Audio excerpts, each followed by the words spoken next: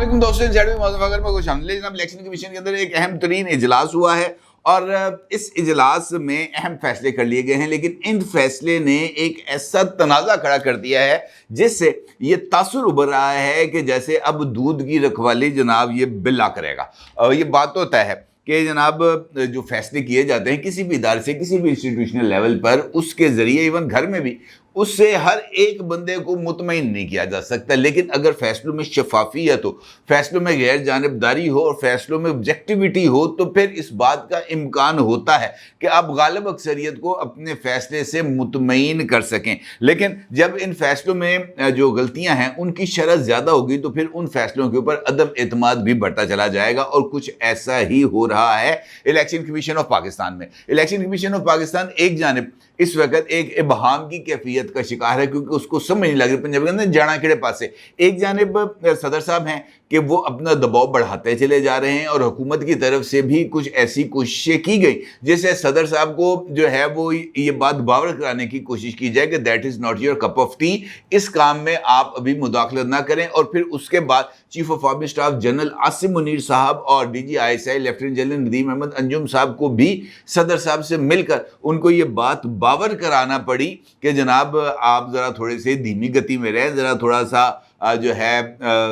ये ठंडे कमरे में बैठे हैं, ज़रा अपने आप को ठंडा करें, इतनी ज़्यादा गर्मी की ज़रूरत नहीं है, क्योंकि अगर आप गर्मी खा गए तो फिर जिससे हालात जो है वो कुछ संगीन हो जाएंगे। जिसके बाद सदर साहब ने कुछ वक्फा लिया, कुछ खामोशी इख्तियार की, लेकिन फिर बताया जा रहा है कि एक मरतबा फिर सदर साहब के अंदर ये जो उबाल है इलेक्शंस का, ये दोबारा उठना शुरू हो गया और उन्होंने फिर इलेक्शन कमीशन ऑफ पाकिस्तान से राब्ता किया, उनसे पूछा पाइन कदों करा रहे हो इलेक्शन। और इलेक्शन कमीशन ने ये बात सुन के एक मरतबा फिर ज़रा उनके जो है ना वो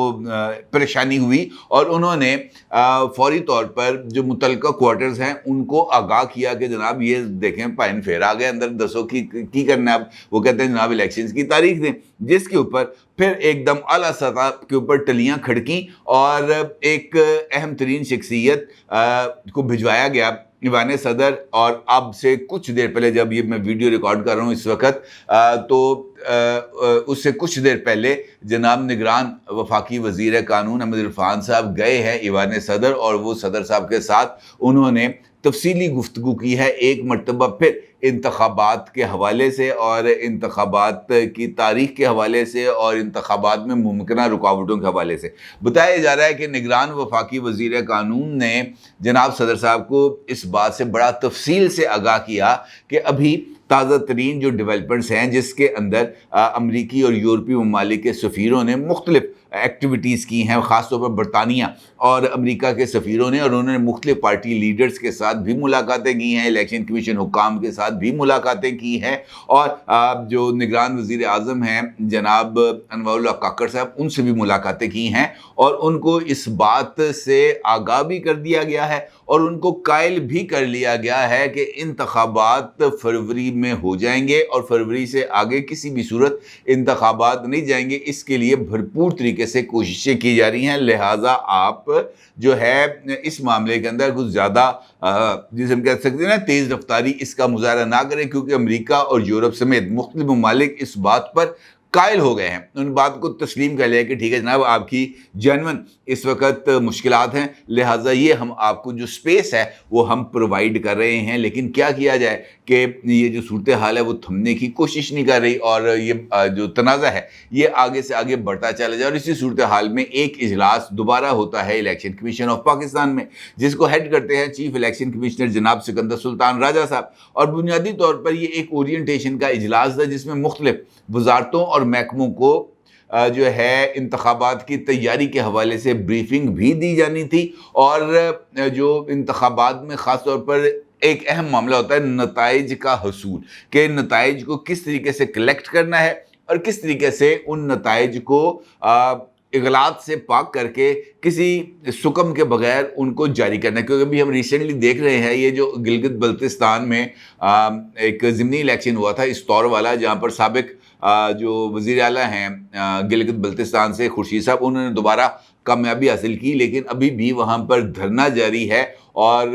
तकरीबन 23,000 वोट्स थे जिनको काउंट करना था और उनके नताइज का ऐलान करना था। लेकिन अभी तक जो आखिरी इतलात मैंने देखी सोशल मीडिया पर تو ان کا جو نتیجہ ہے وہ ابھی تک اناؤنس نہیں ہو سکا، جس پر پی ٹی آئی کے جو کارکنان ہیں وہ ریجنل الیکشن کمیشن کے باہر دھرنا دے کر بیٹھے ہوئے ہیں۔ ان کا یہ کہنا ہے کہ جب تک ہمیں انتخابی نتائج نہیں ملیں گے اس وقت تک جناب ہم نے گھر نہیں جانا، اور یہ وہ تنازع ہے جو عمومی طور پر ہمیں انتخابات میں نظر آتا ہے۔ 2018 کے انتخابات اس حوالے سے سب سے زیادہ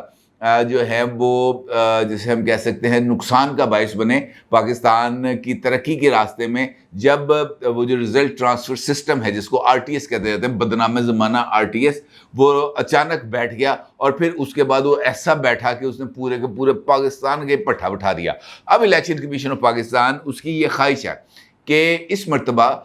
نتائج کو اس انداز میں کلیکٹ کیا جائے کہ اس کے اوپر کسی طرح کے اعتراضات کے جواز ہی ختم ہو جائے، اور اس مرتبہ آر ٹی ایس کی جگہ پر ایک نیا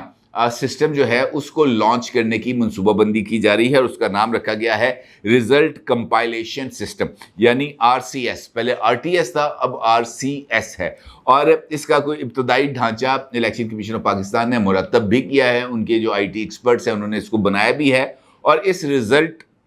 کمپائلیشن سسٹم کی جو بریفنگ تھی وہ دی گئی۔ اس رزلٹ کمپائلیشن سسٹم کی جو بریفنگ تھی اس میں خاص طور پر جناب وفاقی وزیر آئی ٹی عمر سیف صاحب بھی موجود تھے، اور ان کو اس کے حوالے سے بریفنگ دی گئی۔ نہ صرف بریفنگ دی گئی بلکہ الیکشن کمیشن آف پاکستان نے اس نظام کو مزید بہتر اور کسی بھی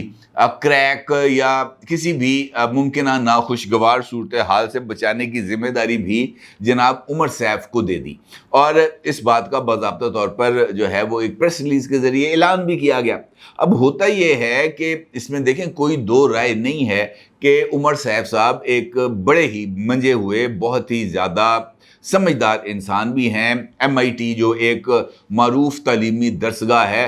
دنیا کی ٹاپ 10 یونیورسٹیز میں اس کا شمار ہوتا ہے، اور انفارمیشن ٹیکنالوجی کے حوالے سے اس یونیورسٹی کا معیار یقینی طور پر بہت ہی آگے ہے۔ Doctor Umar Saif M I T کے فارغ التحصیل ہیں، اور پاکستان کے اندر بہت زیادہ جو ہے وہ آئی ٹی کے شعبے میں وہ خدمات سر انجام دے چکے ہیں۔ پاکستان کی پہلی آئی ٹی یونیورسٹی کے وہ وائس چانسلر بھی رہ چکے ہیں۔ لیکن یہاں پر کیا کیا جائے، پرابلم یہ ہے کہ اگر کوئی اچھا پڑھا لکھا سمجھدار آدمی کسی ایسے پولیٹیکل ٹینیور میں آ جائے جو آگے مخالف کا ہو، تو پھر اس کے اوپر ٹیگ لگ جاتا ہے کہ جناب بندہ شہباز شریف کا ہے۔ عمر سیف صاحب کے لیے بھی یہی ایک پرابلم تھی جو سامنے آئی کہ جناب اے شہباز شریف دا بندہ، شہباز شریف اس کو لے کے آئے، شہباز شریف نے جناب جو ہے وہ آئی ٹی یونیورسٹی میں بنا دیا، جو شہباز شریف صاحب ہیں انہوں نے عرفہ کریم ٹاور میں ان کو بٹھا دیا، انہی کے ذریعے یہ جو دیگر جو سیف سٹی کا پروجیکٹ تھا وہ لانچ کیا گیا، جس کی بنا پر بہت سارے جو ایشوز تھے وہ ڈیولپ ہوئے۔ اب عمر سیف صاحب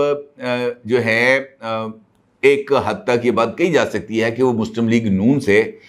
جو ہے وہ قربت رکھتے ہیں۔ اب ایک ایسی شخصیت جو شہباز شریف صاحب کے دستے راست ہوں، ایک ایسی شخصیت جو شہباز شریف صاحب کے ساتھ ذہنی ہم آہنگی رکھتے ہوں، بلا شبہ ان کی انٹینشنز نہ ہوں، لیکن اس کے باوجود بھی اس بندے کو آر سی ایس کا پاسورڈ دے دینا یا ان کو بہتر کرنے کا ٹاسک دے دینا، بنیادی طور پر اس کا مقصد دودھ کی رکھوالی بلے سے کرانے کے مترادف ہے۔ اور یہ ممکن ہی نہیں ہے کہ جناب دودھ پڑا اور بلہ منہ نہ مارے، ممکن نہیں ہے نا، ایسا ہو سکتا ہے؟ نہیں ہو سکتا، کیونکہ پچھلی مرتبہ بھی مجھے یاد آ رہا ہے کہ محسن بیگ صاحب معروف جرنلسٹ ہیں، انہوں نے ایک ٹاک شو میں اس بات کا اعتراف کیا تھا کہ یہ جو تھا آر ٹی ایس، جب 2018 کے انتخابات کے لیے الیکشن کمیشن نے بڑے دعوے کیے تھے کہ جب ہم نے آر ٹی ایس بنا لیا، ہم نے آر ٹی ایس بنا لیا، تو اس کے لیے بھی بریفنگ دی گئی تھی۔ محسن بیگ صاحب نے اس بات کا انکشاف کیا تھا کہ وہ جو میٹنگ تھی اس میٹنگ کے اندر کچھ اور اداروں کے لوگ بھی موجود تھے، اور وہاں پر بیٹھے ہوئے ایک شخص نے جب وہ آر ٹی ایس چل رہا تھا، اس کی پریزنٹیشن دی جا رہی تھی، تو اس پریزنٹیشن میں وہ جو پاسورڈ تھا آر ٹی ایس کا، وہ اس بندے نے زبانی یاد کر لیا تھا، اور بعد میں یاد کرنے کا مطلب یہی ہے کہ جناب کسی بھی وقت اس سسٹم کے اندر دوبارہ گھس کے کسی بھی اور پاورفل سسٹم سے اس پاسورڈ کے ذریعے نہ صرف وہاں پر داخل ہوا جا سکتا ہے بلکہ اس کے ساتھ چھیڑ چھاڑ کی جا سکتی ہے۔ پھر 2018 کے انتخابات میں جو ہے یہ بات ان کی جو انکشاف ہے اس کی روشنی میں بالکل درست ثابت ہوتی ہے کہ ان انتخابات کے اندر چھیڑ چھاڑ کی گئی تھی، وہ بندہ جس نے پاسورڈ یاد کیا تھا اس نے اس پاسورڈ کے ذریعے آر ٹی ایس کا پٹھا بٹھا دیا تھا، نہ صرف آر ٹی ایس کا پٹھا بٹھا دیا تھا بلکہ اس کے نتیجے میں ہنستے بستے پھلتے پھولتے پاکستان کا بھی پٹھا بیٹھ گیا تھا، جو اب اتنا بیٹھ گیا کہ اب پٹھا بھی نظر نہیں آ رہا کہ کتنے گیا۔ اب اس سچویشن کے اندر اگر ہم یہ جو آر سی ایس ہے اس کی ذمہ داری دے دیں گے عمر صاحب صاحب کو، بلا شبہ عمر صاحب کے ذہن میں نہ بھی ہو یہ بات، تب بھی انتخابات کے نتائج کے اوپر سوالات اٹھیں گے اور بہت زیادہ سوالات اٹھیں گے، اس میں کوئی دو رائے نہیں۔ یہ بالکل ویسی ہی سچویشن ہے جیسے وہ کہتے ہیں نا آٹا گوندی ہلدی کیوں۔ صدر صاحب جو ہے وہ بار بار اس بات کا اظہار کر رہے ہیں کہ جناب الیکشنز کی تاریخ دیں، الیکشنز کی تاریخ دیں، الیکشن ہونے چاہیے، شفاف ہونے چاہیے، فلاں ہونے چاہیے، اور اس کے بعد ہم انتخابات کے لیے ابھی تک نہ کوئی ایجنڈا تیار کر پائے ہیں، نہ ہی اس کے لیے کوئی ٹائم لائنز دے پائے ہیں، اور نہ ہی ہم انتخابات کے شیڈول کے حوالے سے کوئی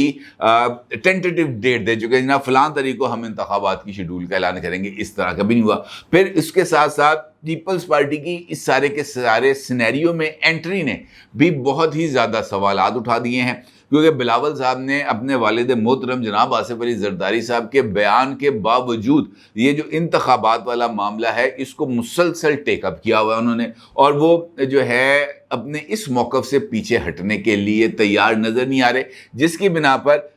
جو بلاول صاحب ہیں وہ اس وقت بہت ہی زیادہ جسے ہم کہہ سکتے ہیں کہ پولیٹیکلی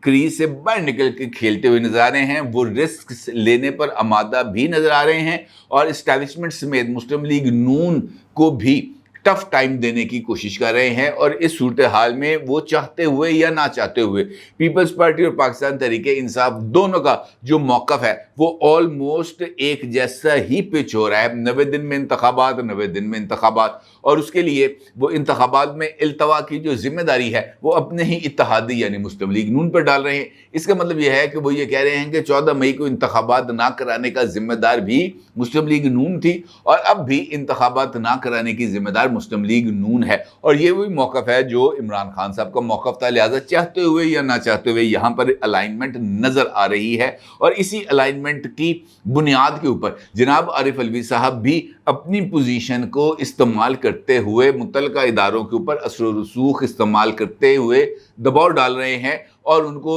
اپنی لائن پر لاتے ہوئے ان سے کوئی تاریخ کی اناؤنسمنٹ چاہتے ہیں، چاہے عمر عطا بندیال صاحب کی موجودگی میں ہی انتخابات کی تاریخ کا اعلان ہو جائے، تاکہ اگر اس تاریخ تک وہ جو ہے انتخابات نہیں ہوں گے تو پھر وہ جو تاریخ کے تعین کے لیے یا انتخابات کے التوا کے لیے جو درخواست ہے وہ سپریم کورٹ آف پاکستان میں ڈالی جا سکے، آلدو کہ ایک درخواست اس وقت سپریم کورٹ آف پاکستان میں موجود ہے جس میں 90 دن میں انتخابات کرانے کے لیے یہ جو ای سی پی ہے اس کو ڈائریکشن دینے کی درخواست کی گئی ہے، نمبر لگ چکا ہے اس درخواست پر، لیکن ابھی تک اس کے اوپر بینچ بنا ہے، نہ ہی باضابطہ طور پر درخواست کو سماعت کے لیے مقرر کیا گیا ہے۔ اس کا مطلب یہ ہے کہ یہ مختلف جو چیزیں ہیں وہ اس وقت چل رہی ہیں، اور خاص طور پر الیکشن کمیشن آف پاکستان کا یہ فیصلہ کہ جناب وہ عمر سیف صاحب کے ذریعے رزلٹ کمپائلیشن سسٹم تیار کرائیں گے، یہ بہت ہی بڑا ایک جسے ہم کہہ سکتے ہیں کہ ایک ایسا فیصلہ ہو سکتا ہے جو ایک ایسے تنازع کی بنیاد بن سکتا ہے جو انتخابات کے انعقاد سے پہلے ہی اس کی ساری ساکھ کو متاثر کر دے، اور پھر یہ پاکستان کو ایک نئے سیاسی امتحان سے دوچار کر دے، جہاں پر ایک جانب پیپلز پارٹی اور دوسری جانب پاکستان تحریک انصاف دونوں سڑکوں پر آ رہی ہوں، اور ایک مرتبہ پھر جو دھرنے یا جلسے جلوسوں یا لانگ مارچ کی سیاست ہو رہی ہو، یا انتخابات کو نتائج کو تسلیم نہ کرنے کی سیاست ہو رہی ہو، اور وہاں پر جو معیشت ہے اس کی اب بحالی کی کوشش ہو رہی ہے۔ یہ کچھ ایسی چیزیں ہیں جو بہت ہی زیادہ کنفیوزنگ ہیں، اور ان تمام صورتحال کو کریکٹ کرنا میرا خیال ہے ضروری ہے۔ الیکشن کمیشن کو اپنے اس فیصلے کی ذرا وضاحت بھی کرنی چاہیے۔ اپنی رائے کا ضرور اظہار کیجیے گا۔ آپ کو بہت شکریہ۔ اللہ حافظ۔